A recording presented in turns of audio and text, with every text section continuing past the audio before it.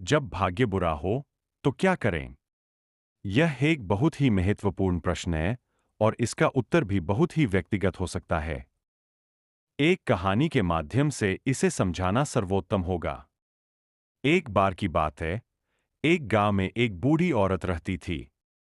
उसका जीवन बहुत ही सामान्य और संतुलित था। लेकिन एक दिन से उसका भाग्य बिल्कुल उलट गया। उसके पास आने वाले धन की कमी हो गई और समस्याएं उसके सामने आने लगीं। वह बूढ़ी औरत बहुत ही परेशान थी। उसने अपने गांव के पुराने पंडित से सलाह ली। पंडित ने उसे समझाया कि कभी-कभी हमारे जीवन में चुनौतियां और मुश्किलें आती है, लेकिन हमें हार नहीं माननी चाहिए। उन्होंने उसे यह सिखाया कि कैसे अपनी मेहनत और ईमानदारी से काम करके वह अपने भाग्य को बदल सकती है। बूढ़ी औरत ने उसी दिन से अपने काम में मेहनत करना शुरू किया। वह न तो अपनी आशाओं को छोड़ी और न ही हार मानी। इस कहानी से हमें यह सीखने को मिलता है कि जब भाग्य बुरा हो तो हमें हिम्मत हारने के बजाय मेहनत और संघर्ष करना चाहिए। हमारे कर्मों से हम अपने भाग्य को बदल सकते हैं और अपने लक्ष्यों की ओर अग्रसर हो सकते हैं।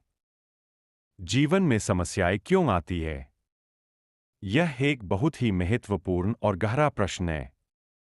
इसका उत्तर बहुत संवेदनशील और व्यक्तिगत हो सकता है, क्योंकि हर व्यक्ति की जिंदगी में अलग-अलग प्रकार की परिस्थितियां और चुनौतियां होती है। इसका कोई एक निश्चित उत्तर नहीं है, लेकिन जीवन में समस्याएं आने के कुछ सामान्य कारण हो सकते हैं।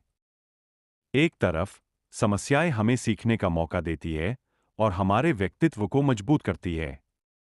वे हमें यह सिखाती है कि अच्छे और बुरे दिन सबको आते हैं। वे हमें यह सिखाती है कि अच्छे और बुरे दिन सबको आते हैं और हमें स्थिर बनने के लिए तैयार रहना चाहिए।